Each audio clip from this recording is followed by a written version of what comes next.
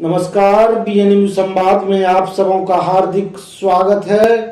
इन्फ्लिबनेट UGC नई दिल्ली द्वारा PDS शोध शुद्धि भारत के सभी विश्वविद्यालयों में अनिवार्यतः लागू कर दिया गया है। इसका उद्देश्य गुणवत्तापूर्ण शोध को बढ़ावा देना और साहित्यिक चोरी अर्थात प्लेगरिज्म को रोकना है। इन्हीं मुद्दों को लेकर इन्फ्लिबनेट यूजीसी द्वारा जागरूकता अभियान चलाया जा रहा है और देश के सभी विश्वविद्यालयों को इस अभियान से चरणबद्ध रूप से जोड़ा जा रहा है। बिहार एवं झारखंड राज्य के विश्वविद्यालयों के लिए संयुक्त जागरूकता एवं प्रशिक्षण कार्यक्रम आज 7 जुलाई 2021 को आयोजित किया गया। इस कार्यक्रम में सभी विश्वविद्यालयों के प्लेगरिज्म डिटेक्शन सेंटर पीडीसी के विश्वविद्यालय समन्वयकों ने विशेष रूप से भाग लिया। यह कार्यशाला शिक्षकों, शोधार्थियों एवं छात्रों को जागरूक करने के लिए आयोजित की गई थी।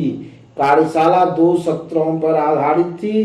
प्रारंभ में यूजीसी के सचिव मनोज कुमार ने सभी का स्वागत किया और सभी समन्वयकों का परिचय प्राप्त किया। उन्होंने अपने अभिभाषण में बीएन मंडल विश्वविद्यालय मधेपुरा की प्रशंसा की। उन्होंने कहा कि यह बिहार का पहला विश्वविद्यालय है जिसने प्लेगरिज्म लागू किया है। उन्होंने बताया कि बीएनएमयू ने अभी तक 324 थीसिस की जांच की है, इसमें और तेजी लाने की जरूरत है। उन्होंने विश्वविद्यालय समन्वयक को इस ओर आगे बढ़ने के लिए प्रेरित किया। उन्होंने प्लेगरिज्म से संबंधित नीतियों की जानकारी दी और संबंधित पीएचडी अधिनियम 2019 का अनुपालन सुनिश्चित करने पर बल दिया।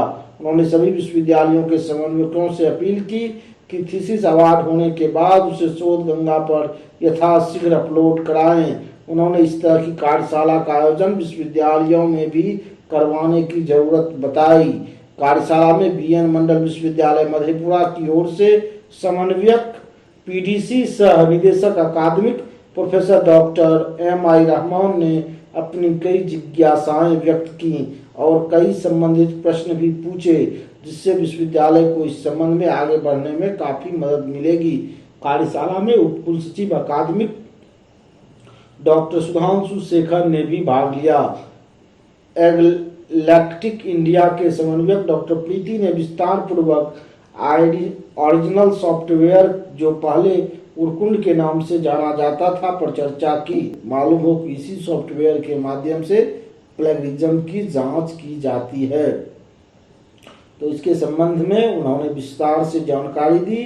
साथ ही शोध ग्रंथों को शोध गंगा पर अपलोड करने, प्लेगरिज्म सॉफ्टवेयर पर अपलोड करने, रिपोर्ट लेने, एनालिसिस करने एवं सिमिलरिटी के निदान करने के संबंध में भी जानकारी दी। एगलैक्टिक इंडिया के इंचार्ज प्रकाश सांडा ने प्लेगरिज्म डिटेक्शन सॉफ्टवेयर पीडीएस से जुड़ी महत्वपूर्ण जानकारियां दी। मालूम हो कि बीएनएमयू में शोध का बेहतर माहौल बनाने तथा गुणवत्तापूर्ण शोध को बढ़ावा देने हेतु कई निर्णय लिए गए हैं। विश्वविद्यालय में शोध प्रबंध को अवार्ड हेतु जमा करने से पूर्व प्लेगरिज्म जांच से बुझाया जाएगा।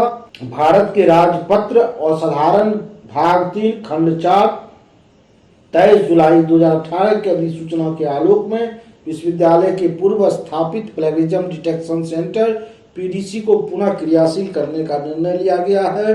विश्वविद्यालय स्तर पर एक शैक्षिक सत्यनिष्ठा पैनल IAIP तथा विभागवार विभागीय शैक्षिक सत्यनिष्ठा पैनल DAIP के गठन का भी निर्णय लिया गया है।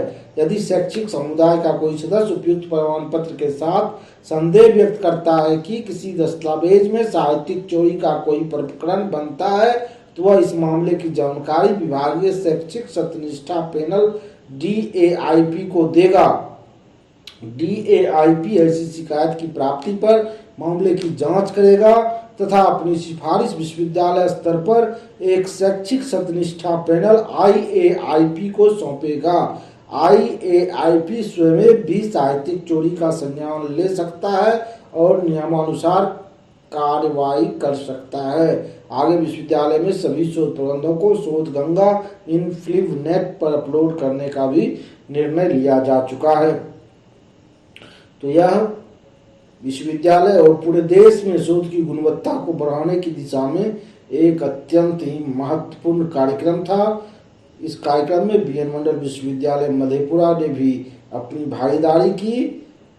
विश्वविद्यालय के अकादमिक निदेशक सह पीडीसी के समन्वयक डॉक्टर प्रोफेसर एम.आई. रहमान ने इसमें विशेष रूप से अपने विचार भी व्यक्त किए।